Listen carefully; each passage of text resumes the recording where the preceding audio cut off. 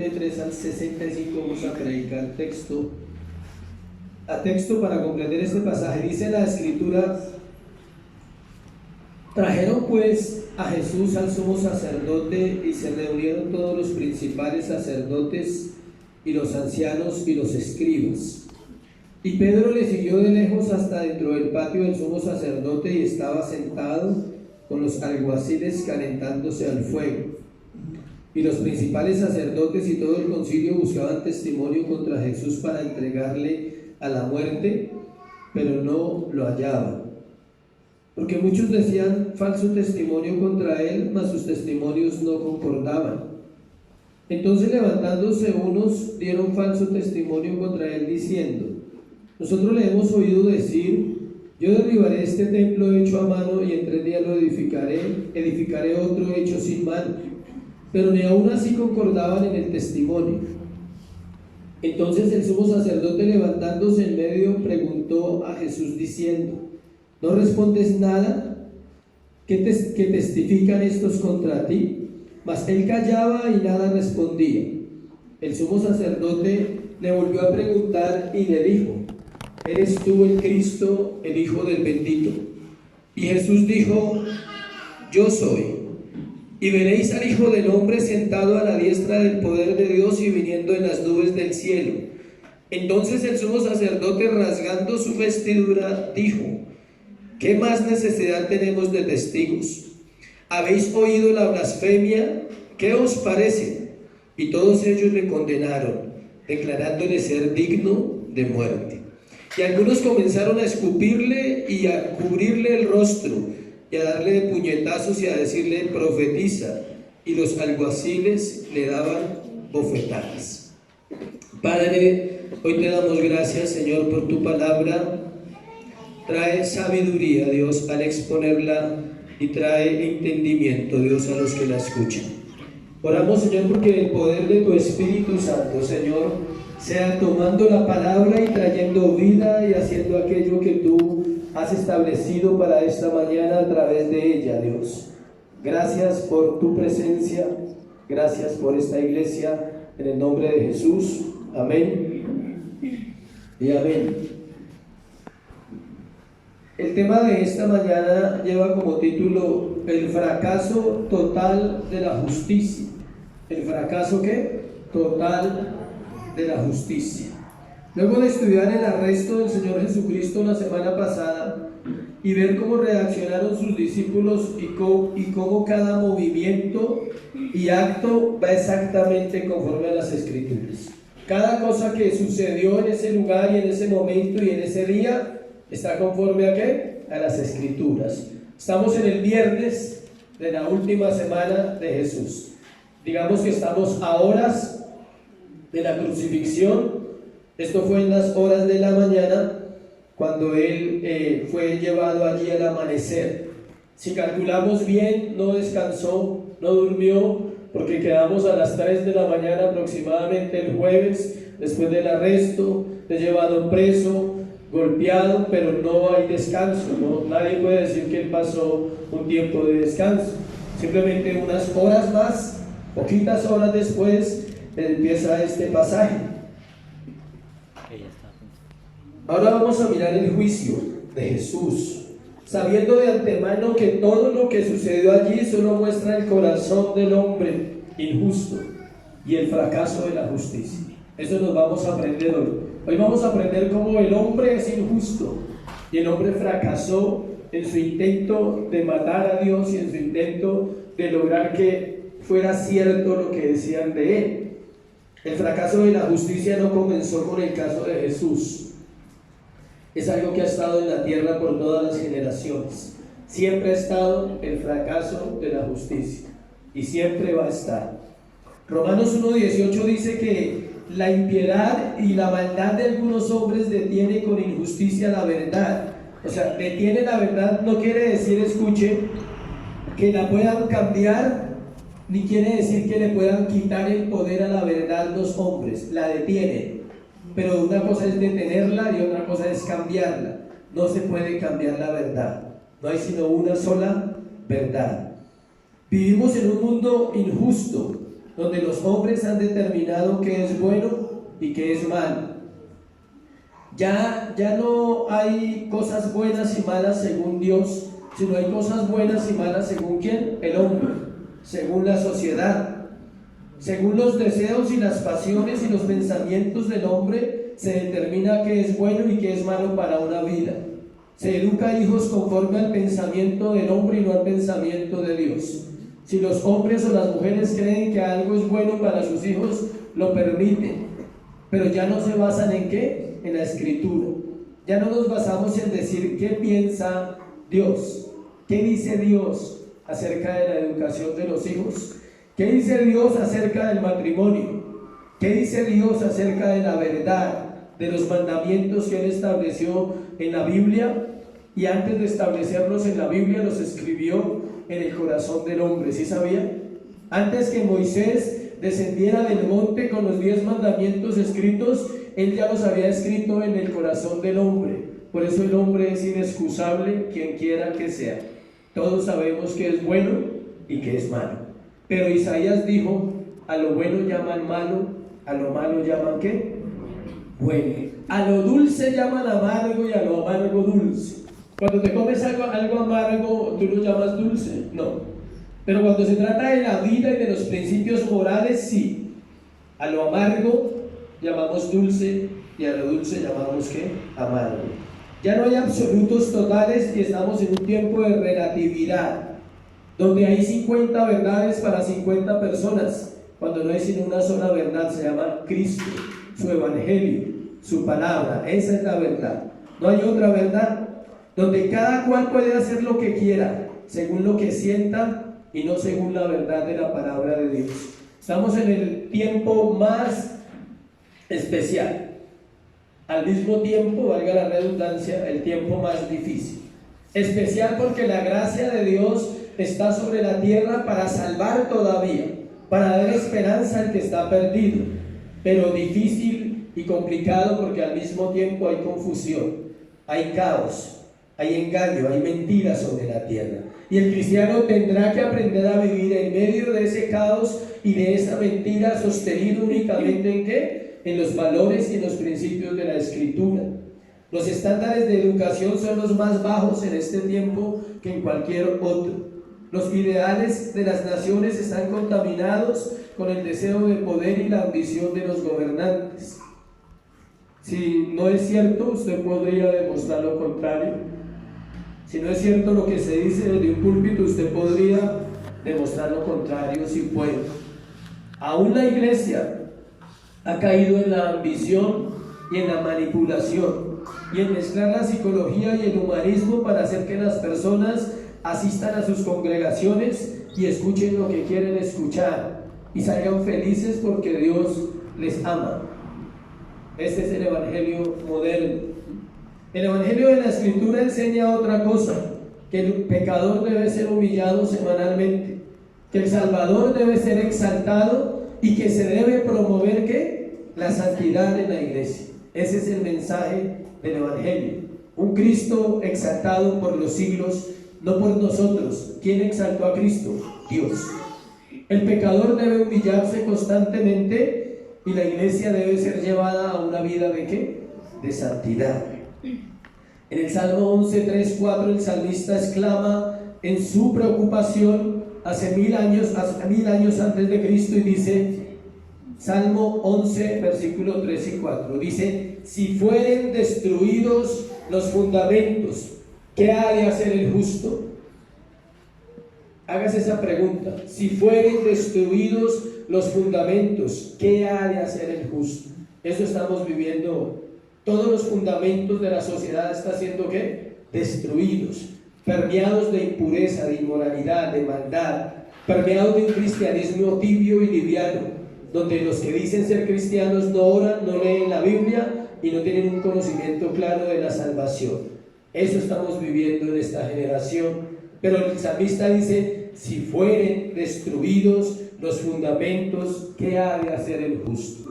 Y la respuesta en el versículo 4 dice: Jehová Dios está en su santo templo, en su santo, dice, Jehová tiene en el cielo su trono, sus ojos ven sus párpados examinan a los hijos de los hombres. Ahí vemos exactamente en ese pasaje las dos cosas: lo que Dios piensa del hombre a través del salmista y lo que Dios le dice al hombre. El creyente debe confiar plenamente, que vea lo que vea, que escuche lo que escuche y que viva lo que viva. Dios sigue sentado en su trono, gobernando con autoridad. Amén. Miremos en este pasaje de hoy cómo la justicia falló, cómo la justicia fracasó, porque todo lo que hicieron fue un complot para aparentemente matar legalmente al Hijo de Dios.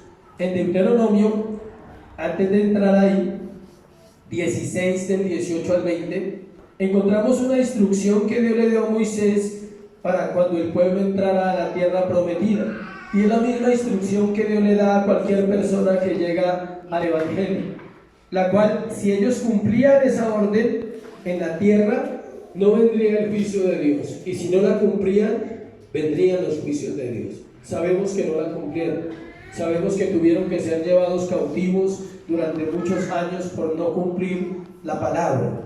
Dice: jueces y oficiales pondrás en Deuteronomio, ya le digo, jueces y oficiales pondrás en todas tus ciudades que Jehová tu Dios te dará en tus tribus, los cuales juzgarán al pueblo con justo juicio. Todas las autoridades de la tierra han sido puestas por Dios, los jueces, los fiscales, y si son corruptos, ellos darán cuenta de su mala justicia, y un día serán juzgados por su mala justicia. Por eso no temas cuando hay injusticia. Dios es juez y Dios es justo. No tuerzas el derecho, no hagas acepción de personas, no tomes soborno, porque el soborno ciega los ojos de los sabios y pervierte las palabras de los justos. Esto era para los jueces. La justicia seguirás para que vivas y heredes la tierra que Jehová tu Dios te da. ¿Por qué les comparto ese pasaje? Porque allí se instituyó la justicia por primera vez en las Escrituras para aquellos que iban a litigar, que iban a hacer ese trabajo. Y vamos a mirarlo como los que lo hicieron fracasaron totalmente, torcieron las leyes, torcieron los decretos que habían sido establecidos en esa época en Roma, solo con un fin: matar al Hijo de Dios. El hombre hace lo mismo. Nosotros torcemos lo que sea con tal de justificar nuestras acciones, con tal de que no nos vean como somos y podamos seguir pensando que estamos viviendo muy bien. Torcemos el derecho, dice la palabra, torcemos lo correcto, asimilando, engañándonos en nuestro propio corazón. Nosotros pensamos que estamos bien, pero la palabra no miente. Es necesario tener, vamos al primer punto, instrucción ilegal de cargos, versículo 53. Vamos a ir texto a texto a mirar el pasaje. Una instrucción ilegal de cargos, versículo 53 y versículo 54. Pero dice: trajeron pues a Jesús al sumo sacerdote y se reunieron todos los principales sacerdotes y los ancianos y los escribas. Y Pedro le siguió de lejos hasta dentro del patio del sumo sacerdote, y estaba sentado con los alguaciles calentándose al fuego. Es necesario tener presente lo siguiente, iglesia. Jesús se sometió a dos juicios.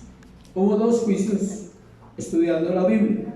Al primero se le ha llamado el juicio eclesiástico, o sea, el juicio ante las autoridades eclesiásticas, que eran ¿quiénes? Sacerdotes, judíos, ancianos, escribas y toda la élite religiosa de Israel. 71 personas que hacían parte ¿de qué? Del Sanedrín, y en total eran 120, pero los 71 eran los más importantes y habían 120 personas en ese proceso. Él también se somete a otro juicio que se llama el juicio civil. Hay un juicio eclesiástico, las autoridades de la época de una élite religiosa, y está el juicio civil, que es ante ¿quién? Pilatos. ¿Quién más? Herodes, y otra vez Pilato. Son 3 veces: Pilato, Herodes, Pilato, ante Roma. Un juicio ¿qué? Civil.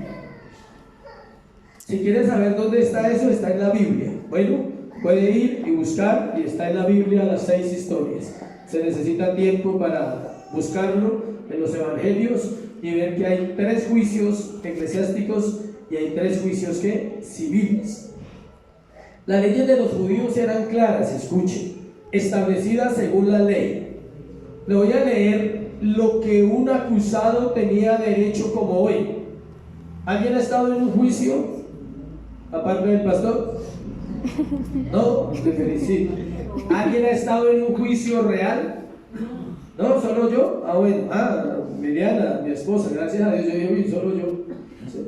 Yo sé que es un juicio real porque ya lo viví.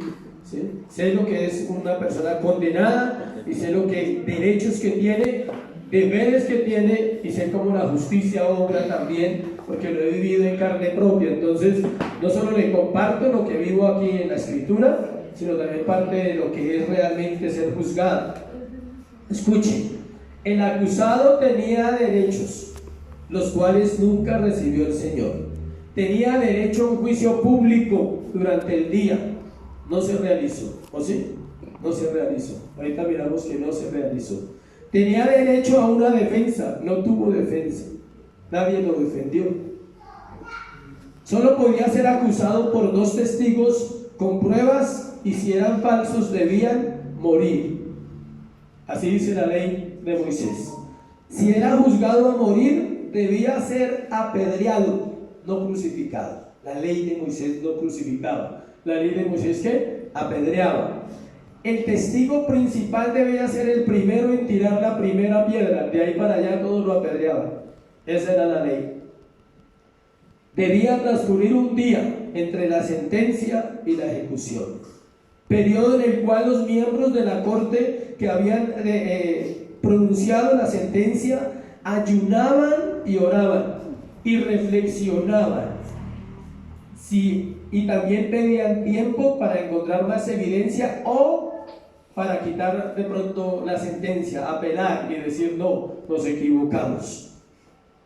No se hacía antes de una fiesta porque en las fiestas nadie ayuna, y lo hicieron en una plena fiesta.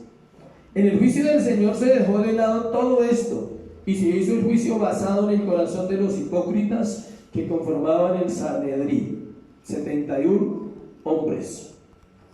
Miremos Juan 18, que nos hable un poquito de esta parte. Juan 18, del 19 al 24. Acuérdense que siempre vamos a mirar los textos paralelos, aquellos que nos hablan de la misma historia. Juan 18, 19 al 24. El sumo sacerdote preguntó a Jesús acerca de sus discípulos y de su doctrina. Cuando lo llevaron allá la primera vez, según Marcos, el sumo sacerdote le pregunta acerca de sus discípulos y de su doctrina. Juan nos da esos detalles. Aclaremos algo acá. Ese sumo sacerdote, la primera vez que lo llevaron, era un ex sumo sacerdote, no era el original. Era Anás y el sumo sacerdote era Caifás. Pero Anás, él gobernaba detrás de cámaras. Haga de cuenta como los gobiernos de las naciones, que hay un presidente, pero detrás gobierna otros hombres gobiernan la nación. No era, Anás era un ex sumo sacerdote, ¿sí? Y Caifás era el verdadero sumo sacerdote. La Biblia no hace esa diferencia porque ese hombre duró muchos años en el poder religioso y hacía las mismas veces del sumo sacerdote. La pregunta que le hacen al Señor acerca de sus discípulos, versículo 20 de Juan capítulo 18. Jesús le respondió, miren lo que él le responde, dice: yo públicamente he hablado al mundo siempre, he enseñado en la sinagoga y en el templo donde se reúnen todos los judíos, y nada he hablado en oculto. Transparente nuestro Señor, ¿cierto? Dijo, yo no tengo nada que esconder. Lo que he dicho, todo el mundo lo ha escuchado y pueden traer testigos, y lo he hecho públicamente. Versículo 22. Cuando Jesús hubo dicho esto, uno de los alguaciles que estaba allí le dio una bofetada diciendo: ¿así respondes al sumo sacerdote? Vemos la injusticia cuando un alguacil, ¿sí saben quién es un alguacil? Un guardia. No era un sacerdote, no era nada ahí. El celador, digámoslo así. Hasta el celador le golpeó. Le golpea y el Señor mansamente le responde, versículo 23. Jesús le respondió, escuche, si ha hablado a mal, testifica que está mal, y si bien, ¿por qué me golpeas? Es donde vemos el carácter santo de Dios, y es donde se aplica la ley. Jesús aplicaba la ley porque vivía bajo la ley. Ojo por ojo, diente por diente. ¿Quieres entender ese versículo? Te lo voy a explicar. Ahí está ese versículo aplicado. Ojo por ojo, diente por diente. Si he hablado mal, testifica en qué está mal, y si bien, ¿por qué me golpeas? O sea que lo que tenía que hacer ese hombre era decirle, no pegarle. Y eso lo hacemos nosotros, ¿eh? A alguien le rompen un espejo y el otro le rompe la cabeza con la cruceta, ¿sí? No aplica ni siquiera la ley. Rompan el espejo, punto. Hasta ahí alcanza su ira. No es un consejo, pero es llevable. Si te rompieron un espejo, que puedes romper un espejo, según la ley de Moisés se podía.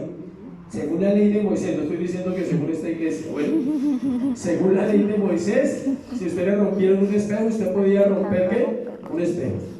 Pero estamos en una generación donde si le rompen un espejo, usted le rompe la cabeza con la cruceta. Ya no se aplica nada a eso, ¿sí? Ya no hay misericordia. Donde queremos hacer más mal del mal que nos han hecho. Por eso le dice, si yo he hablado mal, testifica, o sea, dime en qué he hablado mal. Estoy mintiendo en lo que estoy diciendo, estoy mintiendo que estuve 3 años predicando en varias naciones, en varias ciudades, estuve 3 años con mis discípulos enseñando la doctrina del reino, estoy mintiendo en eso, te dice, ¿y por qué me golpeas? ¿Sí ven? Piense, ¿cómo somos injustos? A veces con las palabras y muchas veces aún con la violencia. Segundo, Marcos 14, versículo 55. Testimonios ilegales. Y los principales sacerdotes y todo el concilio buscaban testimonio contra Jesús para entregarle la muerte, pero no lo hallaban. Anás, al no hallar nada con que acusarle, lo envió donde Caifás. Él se deshace en ese momento del chicharrón. Dice, no encuentro nada. Le pegaron, él respondió sabiamente, dijo lo que hacía, no tenían argumentos contra él. No hallaban con qué acusarle, dice el versículo 55, dice, y todo el concilio buscaba testimonio contra Jesús para entregarle a la muerte, pero no lo hallaban, no tenían con qué acusarle, su vida era íntegra, sus palabras eran verdad, sus actos estaban sujetos a la palabra de Dios y sus actos hablaban de que era realmente quien decía ser. No tenían cómo hacerlo. Por eso el punto se llama como testimonios ilegales. Versículo 56. Porque muchos decían falso testimonio contra él, mas sus testimonios no concordaban. Al no hallar motivos, tuvieron que conseguir falsos testigos para poder acusarle. Los testimonios eran tan difíciles de creer que lo que lograban era mostrar más la maldad de los hombres y más la santidad de Dios. Eso lograban con los falsos testimonios. ¿Cuántos saben que todo falso testimonio se cae? Siempre. Y todo mentiroso se cae también. Siempre. Así que cuando usted esté enfrentando situaciones, deje que todo lo maneje ¿quién? Dios. Él hace justicia. Versículo 57 al 59, para dónde vamos. Entonces levantándose unos, dieron falso testimonio contra él diciendo, nosotros le hemos oído decir, yo derribaré este templo hecho a mano en 3 días, y edificaré otro sin mano. Pero ni aún así concordaban en el testimonio. Ellos decían algo que él había dicho y que era cierto, pero lo decían fuera de contexto, como acusándolo de una conspiración contra el templo. El Señor dijo esas palabras en Juan capítulo 2, 19 al 22, cuando estaba en el templo. Él dijo que él destruiría el templo en 3 días y lo volvería a edificar. Y los judíos le dijeron, 46 años se tardó en construirlo, ¿cómo tú vas a decir eso? ¿Sí? Y él se refería exclusivamente a su cuerpo, a su muerte y a su resurrección. Era tanta la ceguera de los fariseos que no entendían nada y contratan a estos testigos falsos. Tercero, dirá, va muy rápido, tranquilo que cuando nos detenemos donde es. ¿Listo? Interrogatorio ilegal, versículos 60 al 61. Entonces el sumo sacerdote, levantándose en medio, preguntó a Jesús diciendo: ¿no respondes nada? ¿Qué testifican estos contra ti? En el momento en que los dos testigos dijeron lo del templo, Caifás atacó al Señor. Entonces él le dice: el Señor, sabiendo que era inocente, por eso callaba y no respondía nada. Escuche esto, iglesia: cuando hay culpabilidad en un hombre, busca justificarse, siempre. Lo vemos en las consejerías, lo vemos en el trato con la iglesia, lo vemos en las parejas, el hombre, la esposa y el esposo. Siempre que haya culpabilidad, buscaremos que justificarnos. Solo cuando estamos conscientes y que Dios habita en nuestro corazón, entendemos que lo que nos queda es que reconocer. En este caso, no había nada que reconocer, por eso él se queda callado. No necesitas defenderte cuando llevas una vida correcta, porque van a hablar de ti si vives incorrectamente, y van a hablar de ti si vives correctamente, siempre. ¿Sí ven? Pero yo prefiero vivir correctamente y que hablen, no hay problema. A llevar una vida incorrecta y que hablen y sea ¿qué? Cierto. El apóstol Pedro lo dice, que si somos vituperados por el nombre de Cristo, hay alabanza para Dios, cuando no somos lo que el mundo dice. Pero dice, pero si somos lo que el mundo dice y nos llamamos creyentes, avergonzamos el nombre de Dios y somos burla. Servimos para que el diablo se burle delante de Dios por nuestro mal testimonio.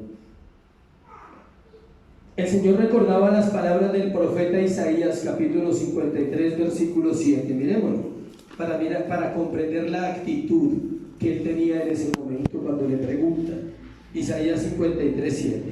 Angustiado él y afligido, no abrió su boca. Como cordero fue llevado al matadero, y como oveja delante de sus trasquiladores, enmudeció y no abrió ¿qué? Su boca. Exactamente era lo que estaba pasando. Caifás le pregunta, volvemos a mirarlo en el capítulo 60. Caifás le dice, el sumo sacerdote, levantándose en medio, preguntó a Jesús diciendo: ¿no respondes nada? Mire todo lo que están diciendo de usted, ¿no se va a defender? Y él era callado. Dice, pero mas él callaba y nada respondía, cumpliendo las escrituras a cabalidad. Isaías 53:7. Angustiado, afligido, en silencio. Génesis 50:20 nos regala las palabras que se registran allí, hablando de José, cuando José dice que todo eso era necesario para que nosotros y mucho más fuésemos redimidos. Cuando José termina su vida, le dice a sus hermanos: todo lo que yo viví era necesario. Todo el mal que ustedes pensaron, para mí, Dios lo convirtió en ¿qué? En bien. Eso era lo que estaba viendo Jesús. Todo el mal que él estaba recibiendo en ese momento, él sabía a ciencia cierta que era para la salvación ¿de quién? De la humanidad. Todo eso era necesario para nuestra redención. Era pecado todo lo que estaba sucediendo allí, escuche, porque la injusticia es un pecado terrible. Al final vamos a hablar de esa injusticia, ¿sí? Pero era terrible lo que estaba sucediendo allí. Cuarto, una sentencia ilegal. Versículo 61. Dice: mas callaba, nada respondí. El sumo sacerdote le volvió a preguntar y le dijo: ¿eres tú el Cristo, el Hijo del Dios bendito? Enfurecido por el silencio de Jesús, el sumo sacerdote vuelve a atacarlo con más preguntas. ¿Eres tú el Cristo, el Hijo del bendito? En Mateo 26:63 dice: ¿eres el Hijo de Dios? Esa pregunta era legítima, escuche. Era una indagación y era una respuesta que demandaba de él. De todos los juicios, de todas las preguntas que le hicieron a Jesús en el juicio, esta es la única que legítima. esta tiene sentido. Le están preguntando, valga la redundancia, la pregunta más importante: ¿eres tú el Cristo, el Hijo de Dios? Y hoy Dios nos hace la pregunta, iglesia: ¿es Jesucristo el Hijo de Dios para ti? ¿Lo tienes claro en tu mente, en tu corazón, que Cristo es el Hijo del Dios viviente, como Pedro recibió la revelación del Padre cuando Jesús pregunta: ¿quién dice la gente que yo soy? Y ellos responden: unos dicen que tú eres Juan el Bautista, que ha resucitado, ya había muerto Juan. Otros dicen que tú eres el profeta Jeremías. Otros dicen que eres Elías, porque los poderes que tenía Elías tú también los has manifestado. Y es cuando Pedro, brillantemente en sus momentos lúcidos, dice: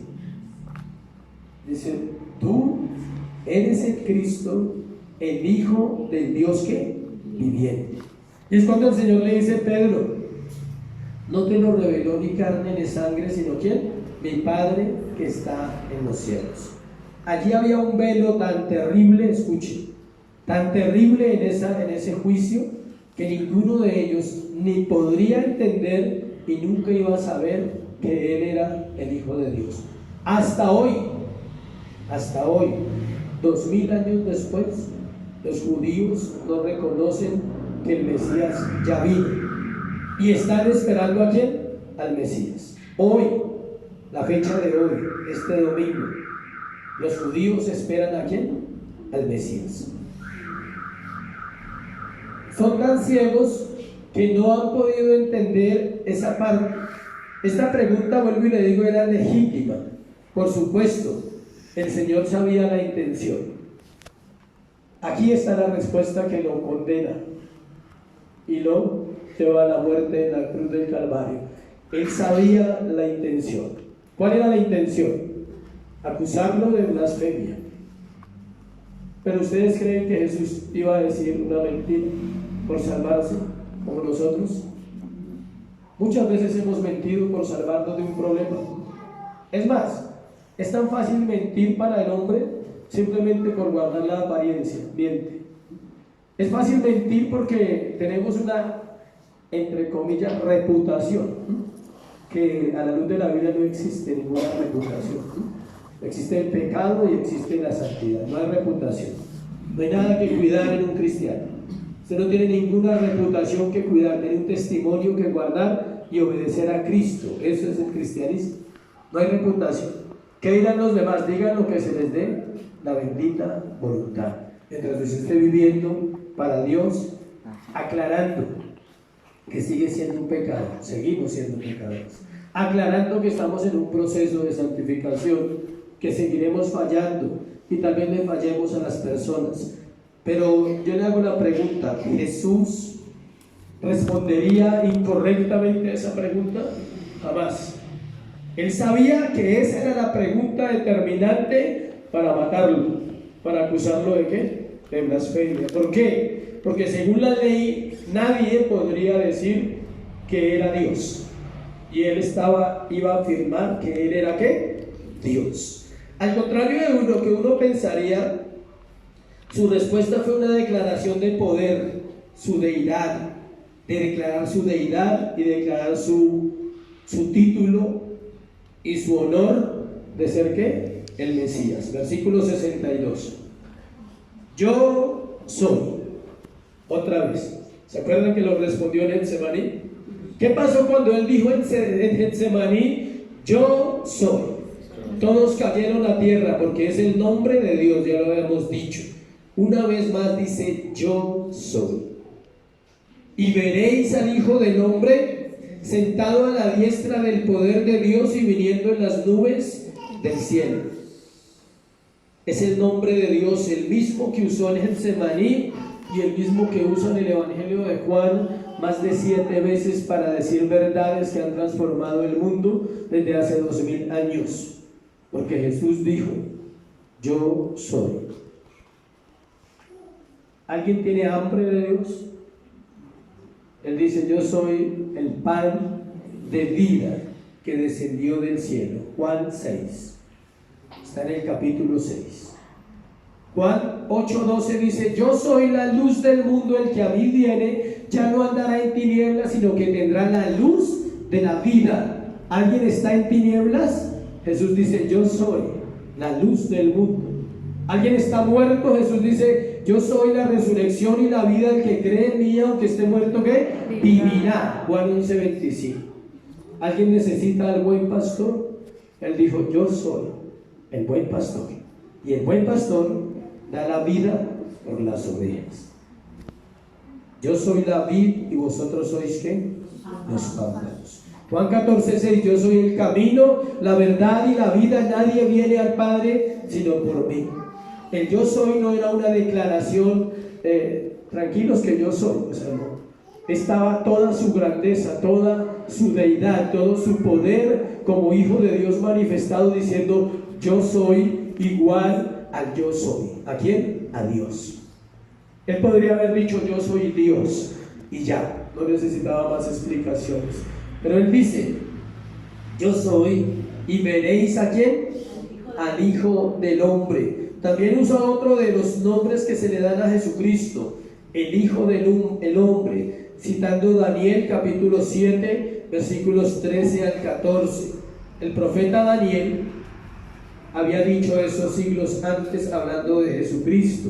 Daniel 7, versículo 13 al 14. Miraba yo en la visión de la noche, y aquí que con las nubes del cielo venía uno como un hijo de hombre, que vino hasta el anciano de días, o sea, al Padre, y le hicieron acercarse delante de él. Y le fue dado dominio y gloria y reino para que todos los pueblos y naciones y lenguas le sirvieran. Su dominio es dominio eterno, que nunca pasará, y su reino uno que nunca será destruido. Ese es nuestro gran Dios Jesucristo. Su reino no será destruido, su trono nunca tendrá fin, su gloria nunca se acabará. Estaban tratando de hacer algo imposible. Era un nombre usado para el Mesías, y los judíos lo sabían muy bien. Si alguien lo sabía, era ellos, porque ellos habían estudiado la ley. Nosotros apenas lo estamos aprendiendo. Aunque le mataran, él resucitaría y ascendería al cielo y se sentaría a la diestra de Dios. Y así fue como sucedió. Él está sentado hoy a la diestra del Padre. Él vive en los corazones de los creyentes, porque Él es nuestro Dios y reinará por los siglos de los siglos. Amén. Así es la escritura, y así tenía que cumplirse ese día en esa interrogación. Él sabía que su declaración sellaría su muerte. Él sabía que en el momento en que dijera eso se acababa el juicio, pero no había temor al hombre. No podemos temer al hombre. Escucha, iglesia, los predicadores no tenemos miedo de decir la verdad, aunque nos cueste la vida. Aunque alguien un día diga: no vuelvo a la iglesia por lo que dijeron, no hay problema. Dentro de 8 días diremos otras cosas tal vez más difíciles. Pero es así. Cuando tú predicas para Dios, no tienes miedo a nadie en la iglesia, ni al policía, ni a la autoridad. Y tendrá un día que enfrentar con esas palabras, porque Dios las va a probar. Versículo 63 de Marcos. Entonces el sumo sacerdote, rasgando sus vestiduras, dijo: ¿qué más necesidad tenemos de testigos? Este acto que hace el sumo sacerdote estaba permitido dentro de la ley cuando Dios era blasfemado. O sea, era una señal de dolor, como de celo, como decir: no, eso no es posible. Pero en este caso era el acto más hipócrita de una autoridad religiosa.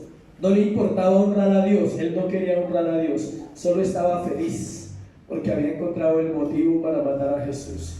Normalmente cuando un hombre se rasgaba las vestiduras en la Biblia era porque el celo de Dios, el cuidar la santidad de Dios, el que se profanara el nombre de Dios, el que se hablara en contra de Dios no era permitido, y lo hacían con un dolor genuino en su corazón. En este hombre no había dolor, había logro, éxito. Él dijo: lo logré, le saqué las palabras que necesitábamos escuchar para matarlo. Por eso él dice, ¿qué más necesidad tenemos de qué? De testigos. Digo, con esto lo podemos matar. Versículo 64. ¿Habéis oído la blasfemia? ¿Qué os parece? Y todos ellos le condenaron, declarándole ser digno de ¿qué? De muerte. Lleno de regocijo, el sumo sacerdote en su aparente victoria dijo, ¿qué más necesidad tenemos de testigos? Cuando alguien es acusado injustamente, a veces se usan testigos falsos, ¿sí? La primera vez que me condenaron a una prisión fue justo, y la segunda también, y la tercera también. Siempre fue justo, nunca fue injusto. Lo merecía, lo pagué y no le debo nada a la sociedad y a Dios tampoco en esa área de mi vida. La primera vez que fui llevado a un tribunal, no me condenaron porque se pagó un dinero para que no fuera a la cárcel. Eso suele suceder mucho en los muchachos delincuentes, ¿no? Y en las mamás y en las familias. Siempre hay un temor a que un hijo vaya a la cárcel. A usted no le da temor que su hijo vaya a la cárcel, ¿sí? Papá o mamá no le da temor que su hijo vaya a una cárcel unos añitos, a cualquiera. Esa vez no hubo juicio, salí rápido. La segunda vez me cobraron eso y me cobraron lo otro, y hubo un juicio justo. Nunca, gracias a Dios, no me declaré inocente porque no era inocente. Pero lo más duro fue cuando ya iba a salir y me acusan de otro delito y me dicen, su nombre es Marco Aurelio Martínez Cabrera.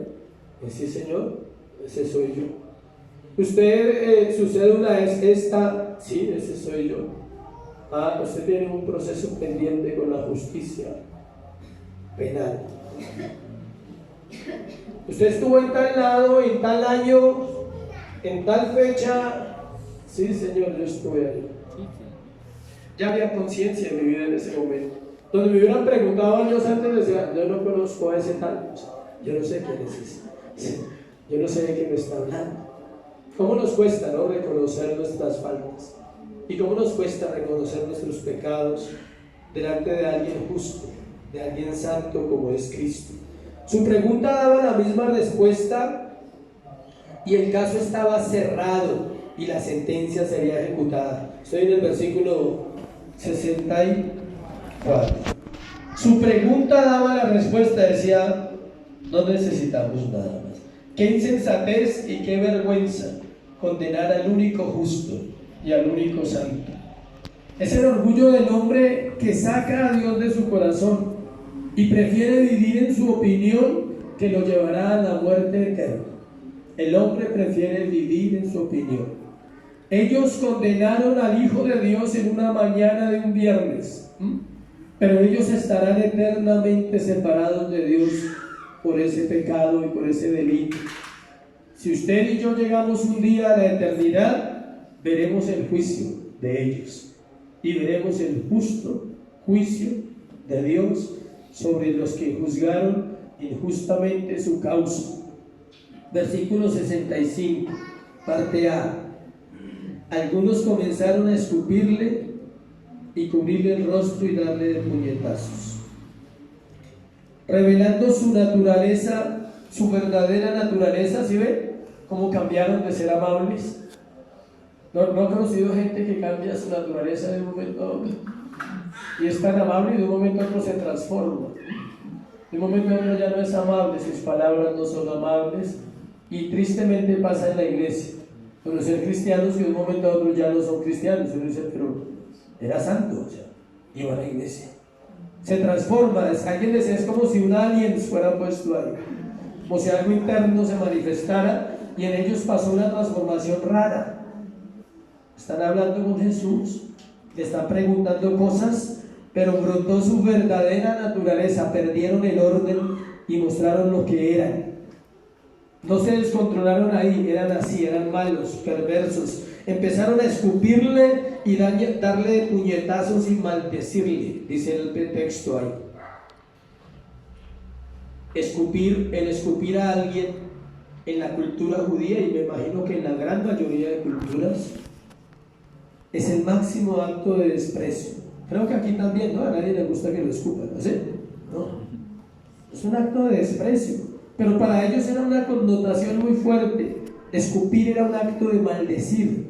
Era lo peor de la sociedad, el oprobio. Lo más bajo, lo más vil, merecía ser ¿qué? Escupido. Cubrieron, escuchen, dice que le cubrieron el rostro. Ahí dice exactamente. Dice, cuando dice que comenzaron a escupirle y le cubrieron el rostro, da a entender que a él le taparon la cabeza. No le pusieron la manito así como cuando usted juega con alguien y lo llevan a algún lado, o sea, no. Le taparon la cabeza con algo para poder golpearlo, ¿sí? Y le decían, profetiza, tú eres Dios, ¿quién te está golpeando? Jesús sabía quién lo golpeaba, obvio, es Dios. Pero él no decía nada, él sabía. Él podría decir, fue fulano, ese puño fue de sultano. Te conozco, eres un pecador, eres un adúltero, ¿sí? Eres un mentiroso, un falso. Me está golpeando un mentiroso, me está golpeando el adúltero del pueblo, me está golpeando el fornicario. Él podía decirlo, ¿verdad que era Dios? Pero él no lo dice, él se queda ¿qué? Callado. Le taparon los ojos para que profetizara, o sea, para probarlo, para retarlo. ¿Se imagina el pánico que hubiera sucedido donde alguien le pegue un puño y Dios le diga, tú eres lo más vil, ¿sí? No amas a tu esposa, eres un mal padre? Yo creo que salen corriendo todos y lo dejan a Dios. Él solo hubiera descubierto la naturaleza de uno de los que lo golpeaba, pero ese no era su plan era ¿qué? Morir. Mateo 26:68, aparte del Sanedrín, dice ahí que también los guardias lo golpeaban, o sea, no solo era el Sanedrín, también eran los guardias, ya lo vimos. Y Marcos 10:33-34 nos dice que él ya había hablado exactamente lo que iba a suceder, se lo había dicho a sus discípulos en Marcos 10:33-34. Marcos 10 dice: he aquí subimos a Jerusalén, el Hijo del Hombre será entregado a los principales sacerdotes, a los escribas, y le condenarán a muerte y le entregarán a los gentiles, y le escarnecerán y le azotarán y escupirán en él y le matarán, mas al tercer día ¿qué? Resucitará. Él ya lo había dicho, estaba viviéndolo al pie de la letra. Vamos terminando. Primera de Pedro 2:23-24. Vamos a hablar de nosotros un poquito. Primera de Pedro, basado en el texto 2:23-24.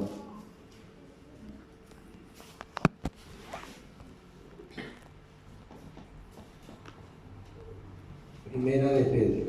Dice que cuando lo maldecían no respondía con maldición, cuando padecía no amenazaba, sino encomendaba la causa al que juzga justamente, quien llevó él mismo nuestros pecados en su cuerpo sobre el madero, para que nosotros, estando muertos a los pecados, vivamos a la justicia, y por cuya herida fuiste vosotros ¿qué? Sanados. Pedro nos dice exactamente lo que pasó allí. Pedro recuerda. ¿Pedro lo vio o no lo vio? Sí. No sabemos todavía, vamos para allá. O sea, de pronto sí, de pronto no, dentro de 8 días vamos a hablar de él. Pero Pedro vio una parte, no vio todo. Pero Pedro escribe claramente lo que sucedió.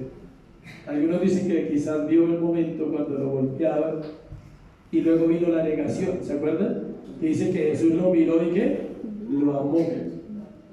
¿Amas al que te ofende? ¿Amas al que es hipócrita contigo? ¿Lo amas? Ese era el amor de Jesús. Amar al que no debe ser amado. Nosotros amamos a los que nos duele porque son nuestra familia, ¿sí? Pero de ahí al otro amor estamos un poquito lejos. Vamos a mirar una definición de justicia. Solo la hace alguien justo, escuche. Nadie puede definir la justicia humana sino alguien que justo. ¿Quién puede definir entonces la justicia? Dios, Cristo. ¿Cuántos han dicho esa frasecita en su mente o en su corazón? No es justo. No es justo lo que estoy viviendo. No debería ser así. ¿Por qué me tocó a mí esta vida? ¿Por qué me tocó este marido? ¿Por qué me tocó esta? O sea, muchas situaciones, no es justo. Eso es tomar el lugar de Dios. Porque nada, escuchen, nada de lo que usted y yo vivimos es injusto. La gran mayoría de situaciones que el hombre cataloga como injustas son el resultado de su vida de pecado. Y otras son el resultado del amor de Dios para probar el corazón.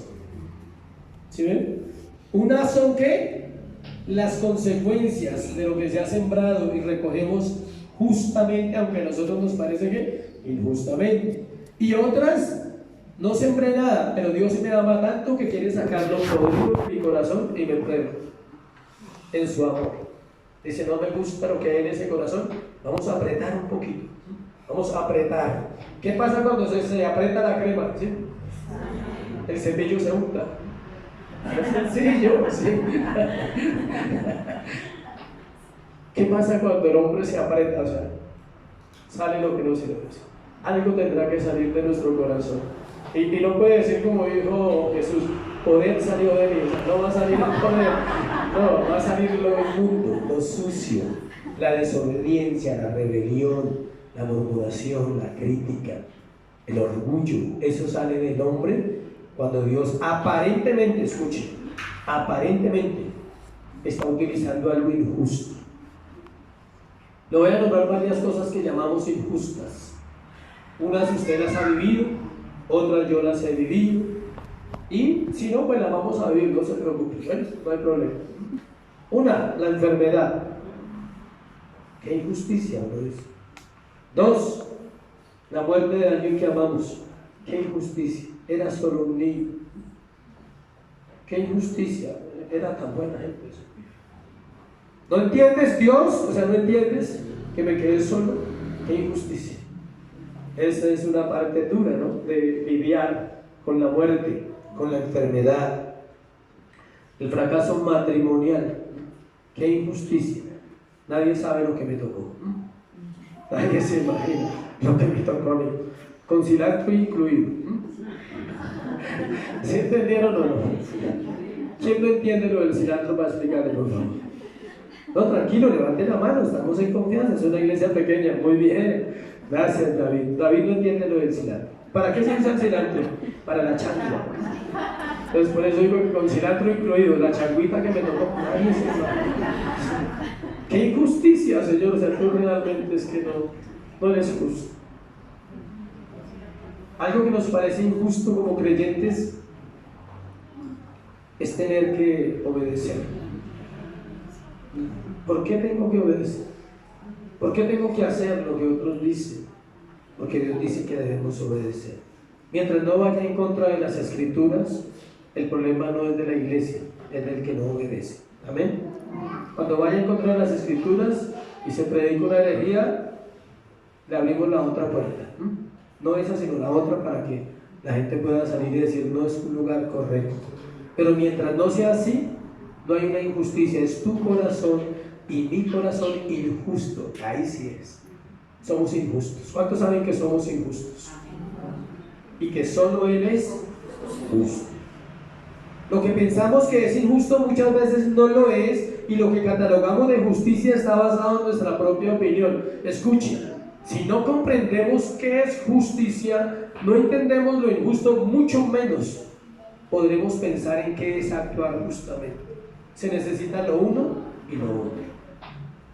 Cuando el hombre o la mujer creyente logra entender lo que es la injusticia según las Escrituras, eso le va a ayudar a comportarse un poquito ¿qué? Justamente, porque deja de ser injusto. Otro punto injusto. ¿Qué es injusto? Ahora hablemos de la injusticia mía.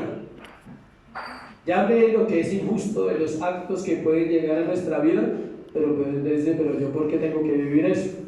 Ahora hablemos de lo que sí es injusto realmente. El aborto. Es la mayor injusticia. El aborto. La injusticia la cataloga Dios como atacar a los inocentes. Y no hay nadie más inocente que un feto. Es lo más injusto. Dios lo ve como algo vil, dice, es injusto. En el aborto se practican una cantidad de pecados, no solo el asesinato. El rechazo, el repudio, el negar, ¿sí? Los mandamientos. No se honra a Dios, no se honra a padre y madre, no se santifica la vida. Se incumplen casi todos los mandamientos. Hasta la codicia está en un asesinato de esos. ¿Cuál codicia? La mía. Mi vida es más importante que la de ese que no ha nacido. Porque yo quiero vivir, yo quiero estudiar, yo quiero hacer, yo quiero ser. Eso se llama codicia por su propia ¿qué? Vida. Uno no lo ve así, ¿cierto? Jamás. Uno lo ve como un estorbo y dice hay que ejecutar. Es un crimen. La injusticia se aplica cuando los padres malcrían a sus hijos. Se aplica injusticia porque son débiles, porque el niño no sabe lo bueno y lo malo y los padres son responsables de decírselo, porque los padres son los responsables de levantar un hombre y una mujer para una sociedad y no el niño de toda la vida, ¿sí? Que tiene 30 años y es el niño de la casa y no sabe partir un aguacate. ¿Sí? Conocemos un caso así, queda uno asustado. Un hombre de 50 años preguntando si un viejo de 30 sabe partir un aguacate. Y toca dejarle el aguacate partido, ¿sí? Porque de pronto no sabe partir el aguacate. Qué vergüenza, ¿sí o no? 30 años, ¿será que no ha comido nunca aguacate? Solo se pregunta eso.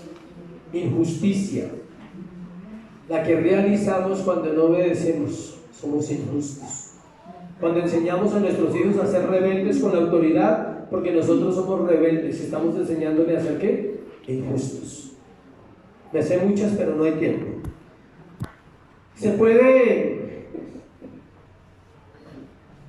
La pregunta es esta: ¿por qué Dios pide en toda la Escritura que vivamos haciendo justicia? Lo pide en toda la Biblia. El profeta Miqueas le pregunta al Señor ¿con qué me presentaré delante de ti? Y el Señor le dice: solo quiero que hagas justicia y tengas misericordia. El Salmo 15 dice: Jehová, ¿quién habitará en tu tabernáculo? ¿Quién morará en tu monte santo? El que anda en integridad y hace ¿qué? Justicia. ¿Por qué la Biblia nos pide tanto hacer justicia? Porque sí es posible. Pero para eso usted necesita vivir Gálatas 2:20. Y yo también necesito vivir. Con Cristo estoy juntamente crucificado y ya no vivo yo, ahora vive Cristo en mí. Escuche. Y lo que vivo en la carne, o sea en este cuerpo, lo vivo en la fe del Hijo de Dios que me amó y se entregó a sí mismo por mí. Pablo era un hombre justo en sus actos. Vivía para Dios. Primera de Pedro 3:18 dice: porque también Cristo padeció una sola vez por los pecados, el justo por los injustos. ¿Para qué el justo murió por nosotros los injustos? Para esto, para llevarnos ¿a quién? A Dios, siendo a la verdad muerto en la carne, pero vivificado en el espíritu. Iglesia, así se puede procurar la justicia, pero demanda entrega, demanda relación con Dios, demanda conocer aquí qué es justo según Dios y qué es injusto según Dios de las actuaciones que nosotros cometemos hacia los demás. Amén. Ponte sobre tus pies y vamos a orar.